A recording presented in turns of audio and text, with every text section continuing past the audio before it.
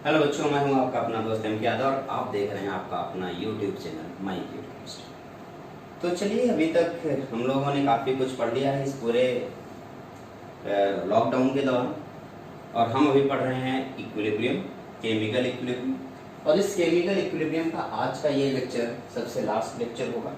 इस लेक्चर में हम ली सेटलियर प्रिंसिपल को आगे बढ़ाएंगे, जो कि इसके पहले वाले लेक्चर में हम लोगों ने ली सेटलियर प्रिंसिपल में इफेक्ट पढ़ा था, कॉन्सेंट्रेशन कैसे चेंज करने पे किस तरीके से इक्विलिब्रियम शिफ्ट होता है, और हमने पढ़ा था प्रेशर चेंज करने पे किस तरीके से इक्विलिब्रियम चेंज शिफ्ट होता है, इनर्ट गैस ऐड करने से किस तरीके से इक्विलिब्रियम शिफ्ट होता है।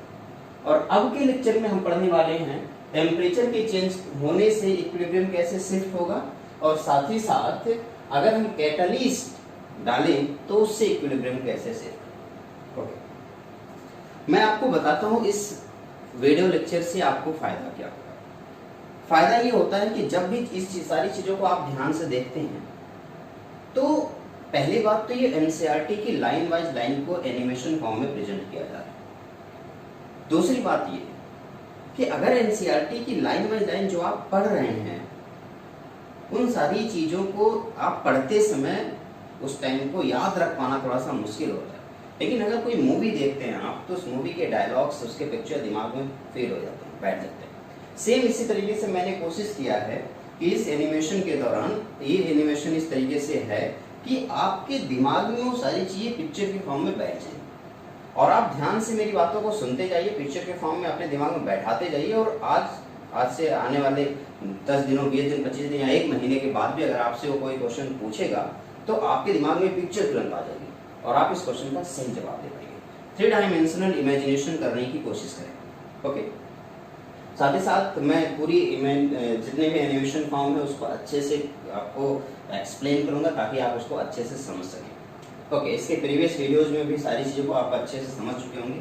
जिन बच्चों ने इस चीज़ को पहली बार पढ़ने स्टार्ट किया है, मेरी राय ये है कि आप चैप्टर नंबर 1 से स्टार्ट करें। टाइम बहुत ज़्यादा नहीं लगता है। अगर आप पर डे एक दिन में, अगर 2 दिन में एक चैप्टर कवर करते हैं तब भी बहुत ज़्यादा टाइम नहीं है, तो बहुत ज़्यादा टाइम आप बर्बाद नहीं कर रहे हैं अपना। आप ये समझिए, अगर आप एनसीईआरटी की बुक से पढ़ने की कोशिश करेंगे तो आप एक चैप्टर को कंप्लीट ढंग से पढ़ने में आपको कम से कम 2 या 3 या 4 दिन या 5 दिन लग सकते हैं। लेकिन अगर आप इस एनिमेशन वीडियोज़ को देखें तो एक चैप्टर में मेरे ख्याल से 5 से 6 लेक्चर्स होंगे और हर लेक्चर 20 से 25 मिनट या 30 मिनट का होगा। तो आप इस तरीके से देखिए, अगर 6 लेक्चर है तो 30 मिनट के हिसाब से आपका टोटल 3 घंटे में आपका पूरा का पूरा चैप्टर कवर हो जाएगा। पूरा का पूरा चैप्टर विजुअलाइज फॉर्म में कवर हो जाएगा। तो कोशिश कीजिए कि आप एनसीईआरटी की बुक पढ़ें, मैं मना नहीं कर रहा हूँ, बट मैं ये चाहूँगा कि आप उसे पढ़ने के बजाय आप एनिमेशन वीडियो को आराम से देखें और इसको समझें। ओके, तो टाइम बर्बाद ना करते हुए हम सीधे पॉइंट पे आते हैं। और मैं आज के लेक्चर में मैं आपको पढ़ाऊंगा किस तरीके से टेम्परेचर के चेंज से और कैटलिस्ट के ऐड होने से इक्विलिब्रियम पर इफेक्ट आता है। ओके, तो आप सबको पता है, जैसा कि मैं आपको बताऊं कि टेम्परेचर की वजह से इक्विलिब्रियम पर बहुत ज्यादा इफेक्ट आता है। जब टेम्परेचर चेंज करते हैं तो सबसे पहले तो मैं आपको कुछ बता दूं कि अगर कोई रिएक्शन है जैसे A+B gives C+D, तो अभी तक हम लोगों ने कॉन्सेंट्रेशन के चेंज से क्या होता है पढ़ लिया, प्रेशर के चेंज से क्या होता है पढ़ लिया। अब हमारे पास है टेम्परेचर का चेंज। टेम्परेचर के चेंज से पहली बात तो आपको ये बताऊं, ध्यान से सुने, कि जितनी भी रिएक्शन है हर रिएक्शन के लिए एक पर्टिकुलर टेम्परेचर की जरूरत पड़ती है। अगर वो टेम्परेचर आपको उस रिएक्शन को ना दिया जाए तो रिएक्शन नहीं होगा। एक मिनिमम टेम्परेचर की रिक्वायरमेंट होती है, बिना उस टेम्परेचर के वो रिएक्शन नहीं होगा। जैसे अगर मैं बात करता हूँ ऑक्सीजन की और अगर मैं बात करता हूँ नाइट्रोजन की, तो ऑक्सीजन और नाइट्रोजन आपस में रिएक्शन करके बहुत सारे प्रोडक्ट बनाते हैं। N2O बनाते हैं, NO2 बनाते हैं या फिर NO बनाते हैं, इससे बहुत सारे प्रोडक्ट बनाते हैं। लेकिन वो अलग अलग टेम्परेचर पे रिएक्शन करते हैं। नॉर्मल टेम्परेचर पे अगर आप एटमॉस्फेयर में देखें तो नाइट्रोजन भी प्रेजेंट है, ऑक्सीजन भी प्रेजेंट है, लेकिन वो दोनों रिएक्शन करके N2O या NO या NO2 नहीं बना पा रहा। क्यों? क्योंकि उसको उतना टेम्परेचर नहीं मिल पा रहा।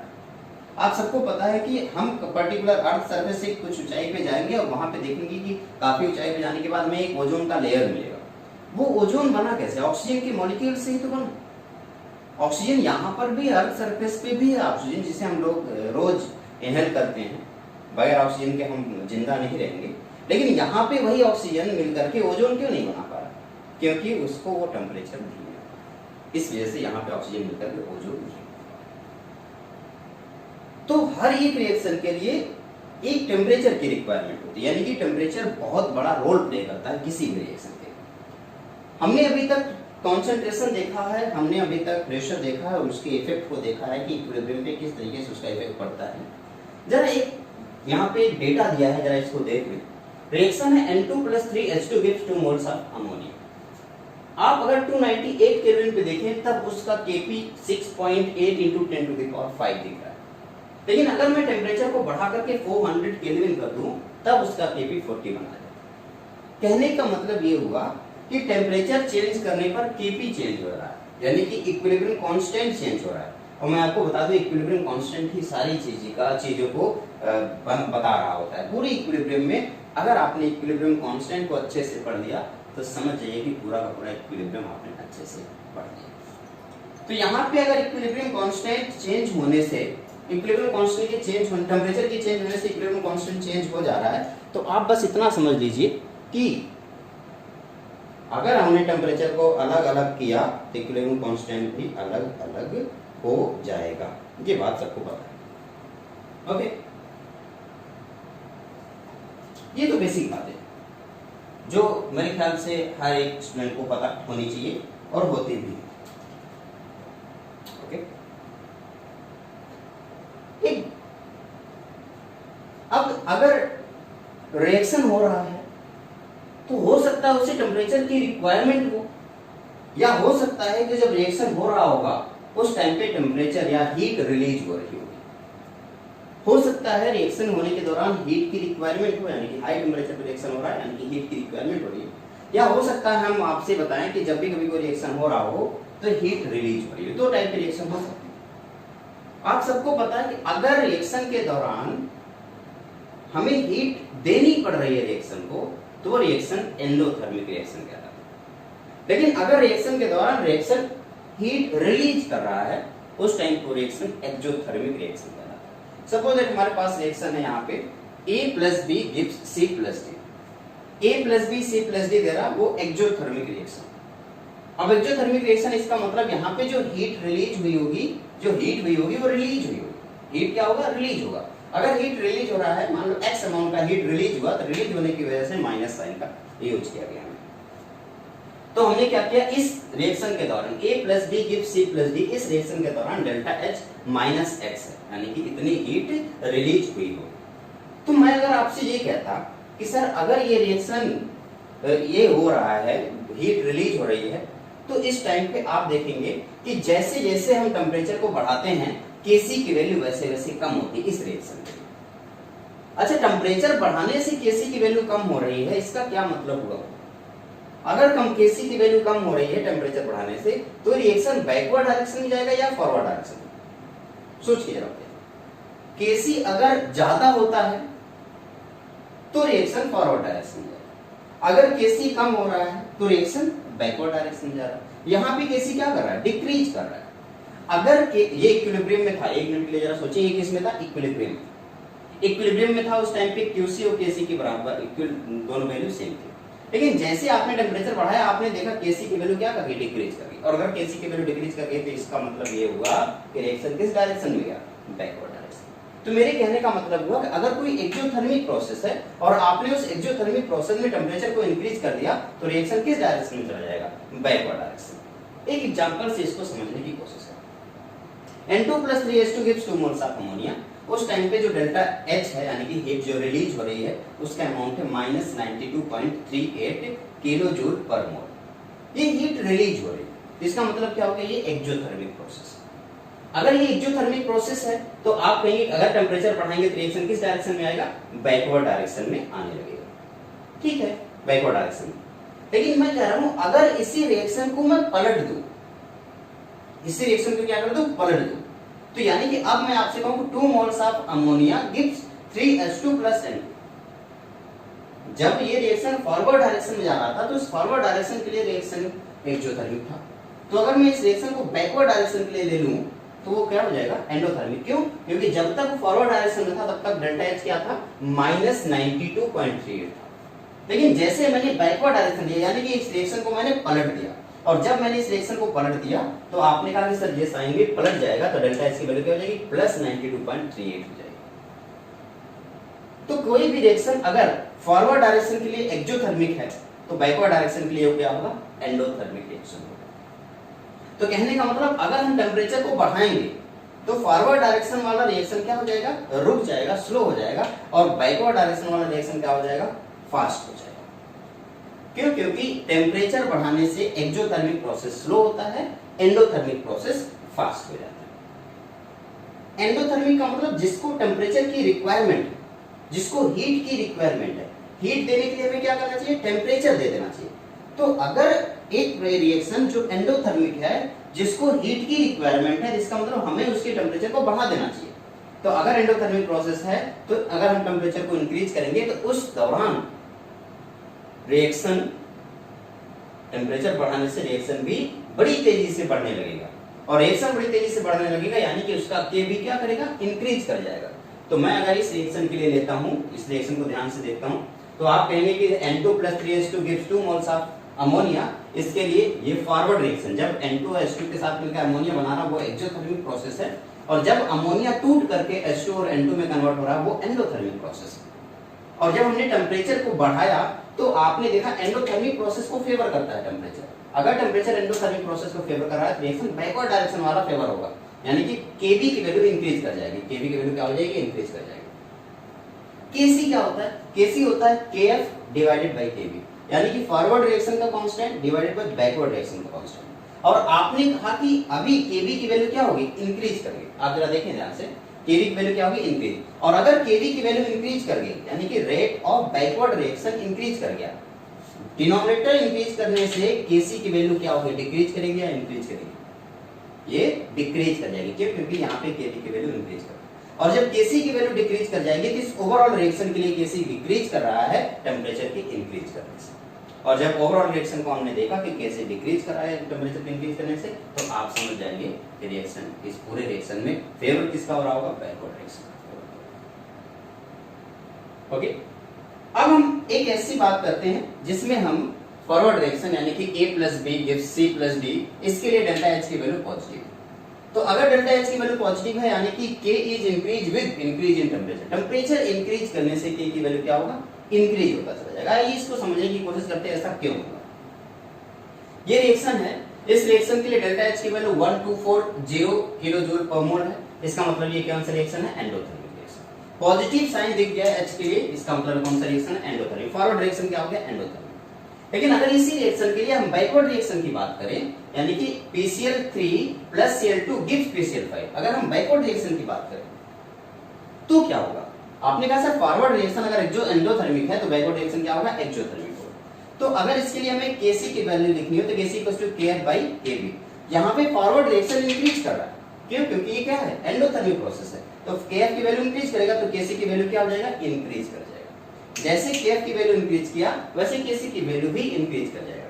और जैसे Kc की वैल्यू इंक्रीज करेगा टेम्परेचर के इंक्रीज करने से, आप कहेंगे ओवरऑल रिएक्शन की डायरेक्शन में जा रहा होगा, फॉरवर्ड डायरेक्शन। इस बात को याद रखें, टेम्परेचर बढ़ाने से अगर Kc की वैल्यू डिक्रीज कर रहा है तो ओवरऑल रिएक्शन बैकवर्ड डायरेक्शन में जाएगा। टेम्परेचर बढ़ाने से अगर Kc की वैल्यू इंक्रीज कर रहा है तो ओवरऑल रिएक्शन फॉरवर्ड डायरेक्शन में जाएगा। आइए इसको थोड़ी सी और सिंपल फॉर्म में बताता हूं। मैं बस इतना बताना चाहूंगा, टेम्परेचर बढ़ाने से रिएक्शन फॉरवर्ड डायरेक्शन में जाए तो समझ लेना एंडोथर्मिक रिएक्शन। टेम्परेचर बढ़ाने से रिएक्शन बैकवर्ड डायरेक्शन को प्रेफर करता है, समझ लेना एक्सोथर्मिक रिएक्शन। बात समझ आई? ओके, अब आइए एक काम करते हैं। आपको पता है यहाँ पे मैंने एक रिएक्शन लिखने की कोशिश की, 2NO2 gives N2O4। NO2 का कलर होता है ब्राउन कलर और N2O4 क्या होता है, कलरलेस होता है। इस रिएक्शन के लिए डेल्टा H -57.2 किलो जूल, यानी कि ये कैसा है, एक्सोथर्मिक रिएक्शन। और अगर ये एक्सोथर्मिक रिएक्शन है तो आप कहेंगे कि सर जैसे जैसे हम टेम्परेचर बढ़ाते जाएंगे ये रिएक्शन किस डायरेक्शन में आ जाएगा, बैकवर्ड डायरेक्शन। इसको समझने की कोशिश करते हैं। ये हमारे पास मान लीजिए यही आपका NO2 जिसका कलर होता है ब्राउन, ठीक है। मैं इसको 3 अलग अलग टेम्परेचर पे देखने की कोशिश कर रहा हूं, और अगर 3 अलग अलग टेम्परेचर पे देखूं मैं तो आप कहेंगे सर जिस टेम्परेचर में कलर कम होगा इसका मतलब उसमें प्रोडक्शन बहुत तेजी से हो रहा है, और जिस टेम्परेचर में कलर ज्यादा होगा उसमें प्रोडक्शन कम हो रहा है। चलिए मैंने इसको 3 टेम्परेचर पे देखने की कोशिश की। पहला है फ्रीजिंग मिक्सचर, यानी कि आइस कोल्ड वाटर में डाल दिया। एक है रूम टेम्परेचर और तीसरा हॉट वाटर में डाला। हॉट वाटर यानी कि हमने उसको गर्म किया। आइस कोल्ड में डाला तो इसका मतलब हमने क्या किया, उसको ठंडा किया। तो आइस कोल्ड में हमने ठंडा कर दिया है, एक नॉर्मल टेम्परेचर पे रखा है और एक हॉट वाटर में रखा है, गर्म टेम्परेचर। तो चूंकि आपको पता है कि जैसे जैसे मैं इसको हॉट वाटर में रखता जाता हूं, आप कहेंगे यानी कि हमने इसके टेम्परेचर को बढ़ाया है।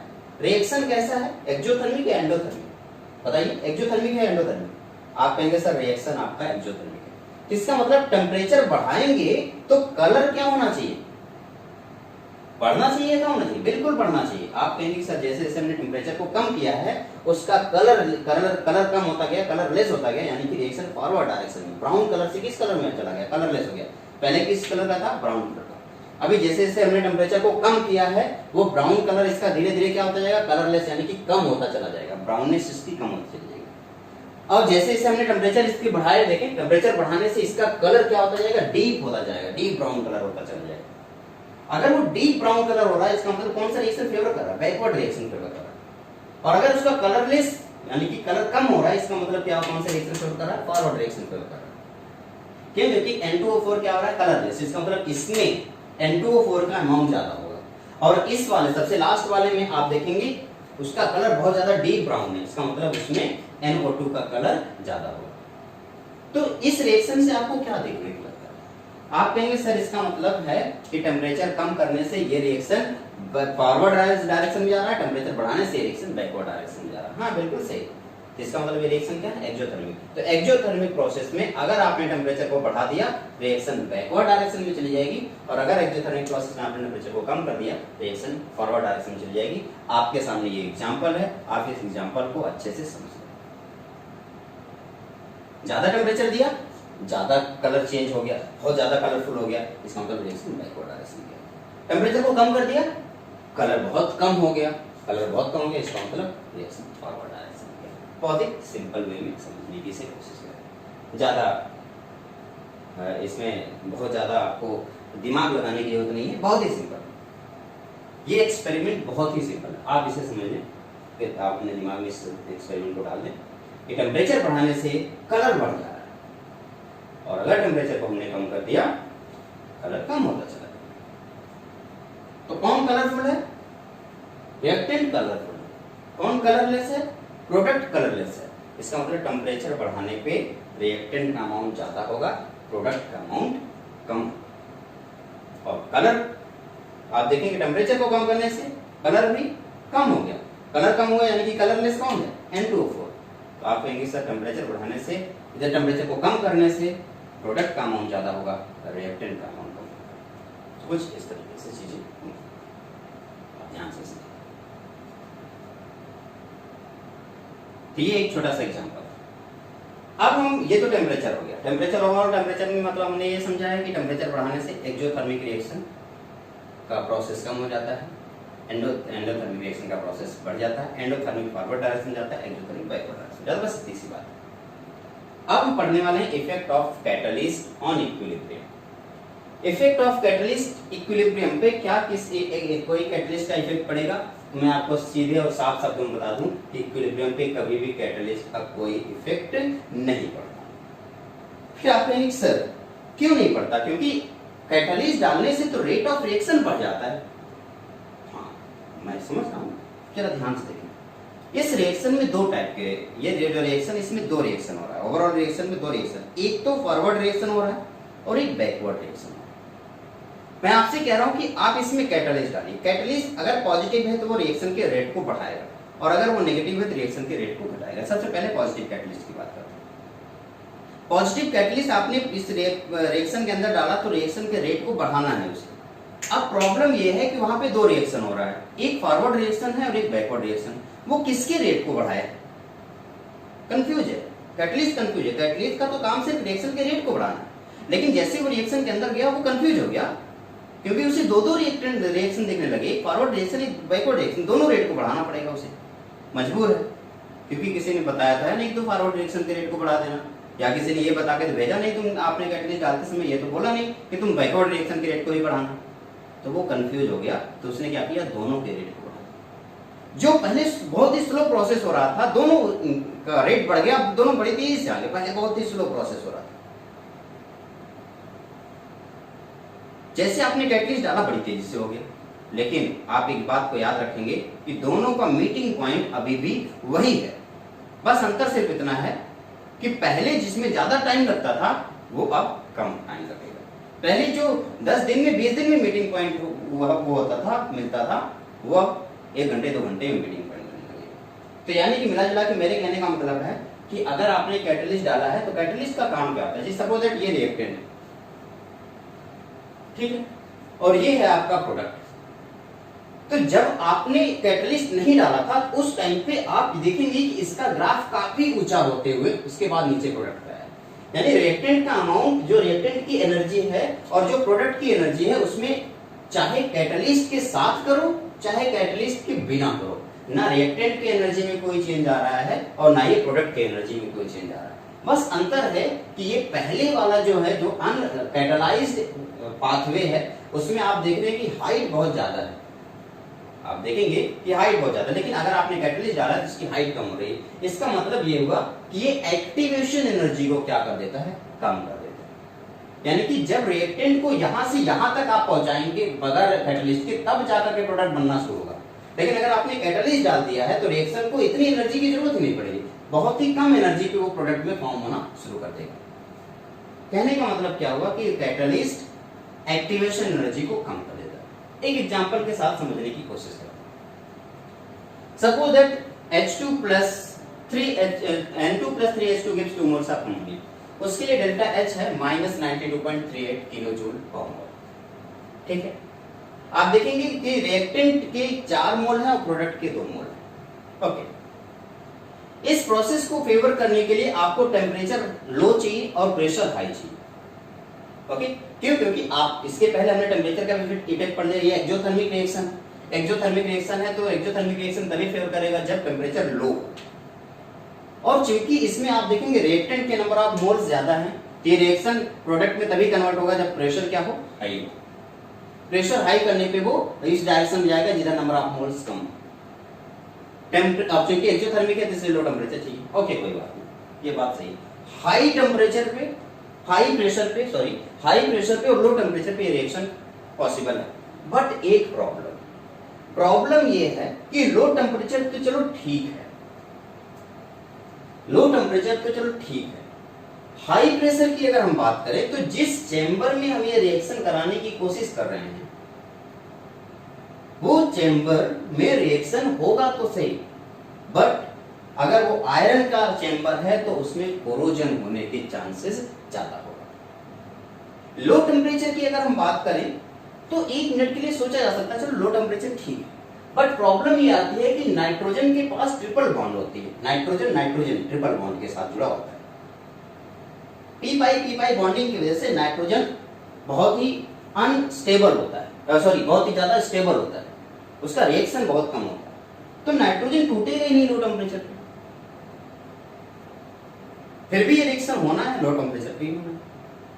प्रेशर ज्यादा होने की वजह से कोरोजन होने के चांसेस ज्यादा होते हैं जिस चेंबर में हो रहा है, तो हमारे पास जो इक्विपमेंट है जिसमें हम रिएक्शन करा रहे हैं वो चेंबर भी खराब हो जाएगा।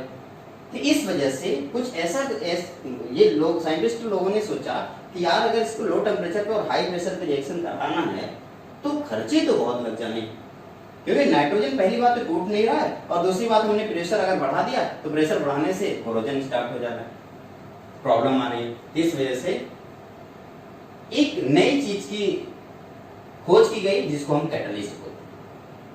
कैटलिस्ट डाला क्या, एक ऐसा सब्सटेंस जो रिएक्शन में डालने के बाद आप देखेंगे कि अभी फेवरेबल कंडीशन वही है, प्रेशर अभी आपका क्या है, आपका लो प्रेशर, प्रेशर क्या है आपका, हाई प्रेशर है 200 एटमॉस्फेयर, और टेम्परेचर क्या है आपका, टेम्परेचर क्या है, लो टेम्परेचर, और वो 720 से लेकर अप्रोक्सीमेट 775 केल्विन तक। तो ये ऑप्टिमम जो कंडीशन है आपका हैबर प्रोसेस का, वो प्रेशर आपको 200 एटमॉस्फेयर रखना चाहिए, टेम्परेचर आपको 725 से 775 केल्विन के बीच में रखना चाहिए, और जो कैटलिस्ट यूज करना चाहिए वो आपका आयरन कैटलिस्ट की तरह यूज करना चाहिए। अगर आपने आयरन को कैटलिस्ट की तरह यूज किया है तो आप देखेंगे कि ये एक ऑप्टिमम कंडीशन दिखेगा, इसमें आपको कोई नुकसान नहीं होगा, सबसे ज्यादा प्रॉफिट होगा। ऑप्टिमम कंडीशन का मतलब सबसे ज्यादा प्रॉफिट होने वाला कंडीशन। नेक्स्ट हमारा टॉपिक है manufacture of sulphuric acid by the contact process.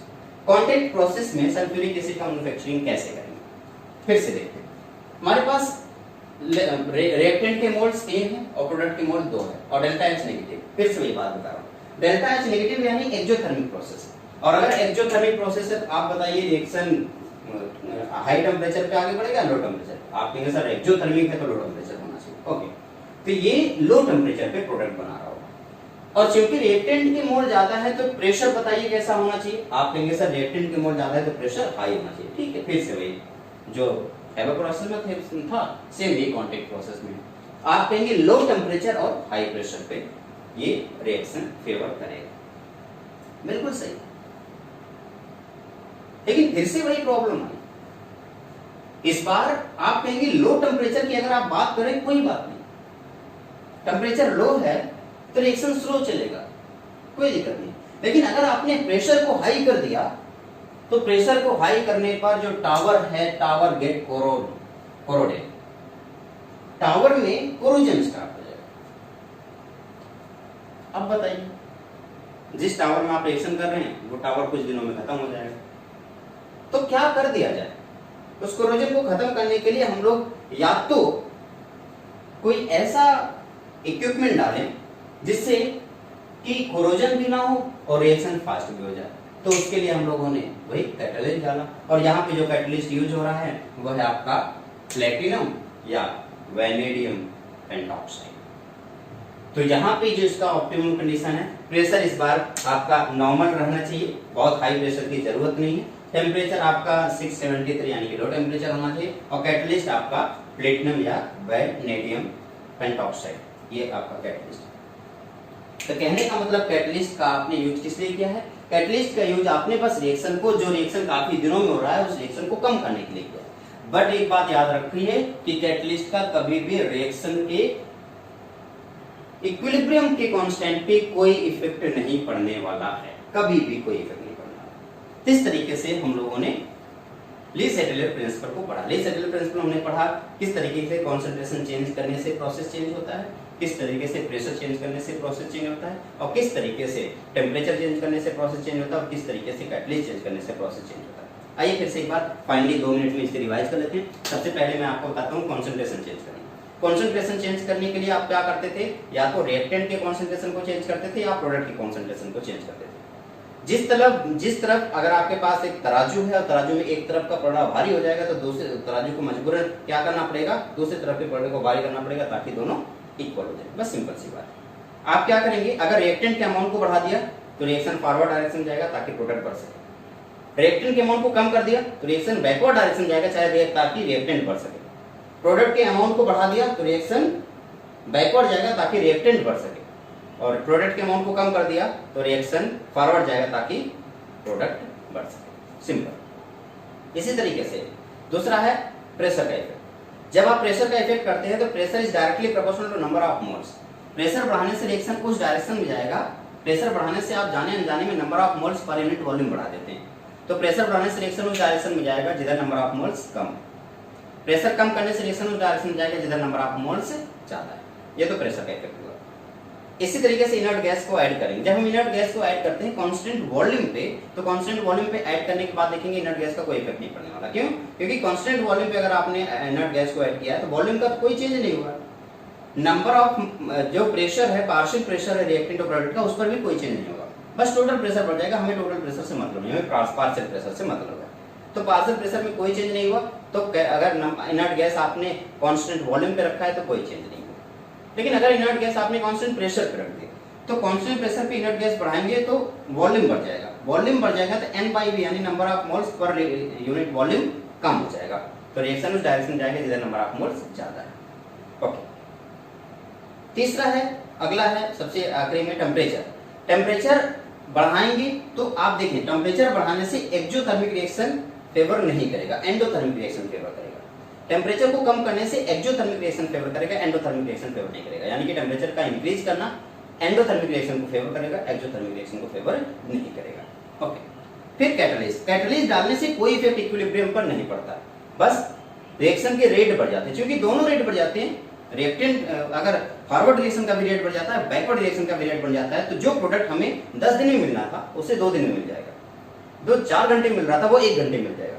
But कभी भी उनकी वैल्यू पर कोई चेंज नहीं होगा, इक्विलिब्रियम कांस्टेंट के ऊपर भी कोई चेंज नहीं होगा, उनकी रिएक्टेंट और प्रोडक्ट की एनर्जी पर कोई चेंज नहीं आएगा, बस प्रोसेस थोड़ा सा फास्ट हो जाएगा। किस तरीके से हमने इक्विलिब्रियम कांस्टेंट, ये ली सेटलर प्रिंसिपल पढ़ा और बहुत सारी चीजों का इफेक्ट इक्विलिब्रियम पर पढ़ा। ऐसे यहाँ पर ही हमारे इस पूरे इक्विलिब्रियम, केमिकल इक्विलिब्रियम का चैप्टर खत्म होता है। अब हम पढ़ने वाले हैं आयनिक इक्विलिब्रियम। जितने भी न्यूमेरिकल प्रॉब्लम्स होंगे वो सारी चीजें हम आयनिक इक्विलिब्रियम में कवर करेंगे, सारे न्यूमेरिकल प्रॉब्लम कवर करेंगे सारे। और बाकी जब मैं बोर्ड आ जाएगा तो बोर्ड पे जब मैं करा रहा हूँ तो उस टाइम टिप्स एंड ट्रिक्स भी दूंगा, और टिप्स एंड ट्रिक्स के अलग से नोट्स आपको मिल जाएंगे। अभी तो फिलहाल आपको हैंड रिटन फुल नोट्स आपको मिलेंगे। अब जब हैंड रिटन नोट्स आपको डाउनलोड करना हो तो आप डिस्क्रिप्शन बॉक्स में जाएं, फर्स्ट लेक्चर के डिस्क्रिप्शन बॉक्स में आपको हैंड रिटन नोट्स का लिंक मिला है, वहां से आप डाउनलोड करो। बस एक बात याद रखें, ये जो नोट्स हैं ये फुल नोट्स हैं, और प्रिंसी एक स्टूडेंट है मेरी, उसके हैंड रिटन, उसके हाथों से लिखा हुआ नोट्स है। मैं पढ़ाता रहा था उस टाइम पे, तो वो नोट करती थी, वो सारी चीज़ें बोर्ड पे क्लास में कराई हुई चीज़ें। बस टिप्स एंड ट्रिक्स जो मेरे हैंड रिटन नोट्स होंगे वो आपको बाद में मिलेंगे जब मैं बोर्ड पे चीज़ों को करा रहा हूँ, ताकि उस टाइम पे आपको ये सारी चीज़ें समझ में, अभी वो चीज़ें आपको समझ में नहीं आएंगी। तो इस तरीके से हमारा ये केमिकल इक्विलिब्रियम खत्म हुआ। आयनिक इक्विलिब्रियम के लिए एक छोटा सा ब्रेक लेना होगा, थोड़ा आपको वेट करना होगा, उसके बाद आयनिक इक्विलिब्रियम भी मिलेगा। और आयनिक इक्विलिब्रियम के बाद हम लोग फिर से पूरी केमिस्ट्री को पहले चैप्टर से स्टार्ट करेंगे। +1 का भी पहला चैप्टर होगा और +2 का भी पहला चैप्टर होगा। और याद रखिए, अगर आपका कोई भाई या बहन 10th स्टैंडर्ड में है तो मैं 10th स्टैंडर्ड की भी पूरी साइंस पढ़ाऊंगा, और उसकी भी नोट्स या वीडियोज आपको यहाँ पे मिल जाएंगे। तो चलते हैं, मिलते हैं एक छोटे से ब्रेक के बाद। तब तक के लिए आप सब लोग अपना ख्याल रखिए, पढ़ाई कीजिए मस्त होकर, घर से बाहर ना निकलिए, घर से बाहर निकले तो मास्क लगा के निकले, ठीक है। और बाकी लोगों से, बाबू बच्चा जानू सोना, सबसे दूरियां थोड़ी सी बना के रखें, क्योंकि आज जान है तो जहान है, जिंदगी बची रहेगी तो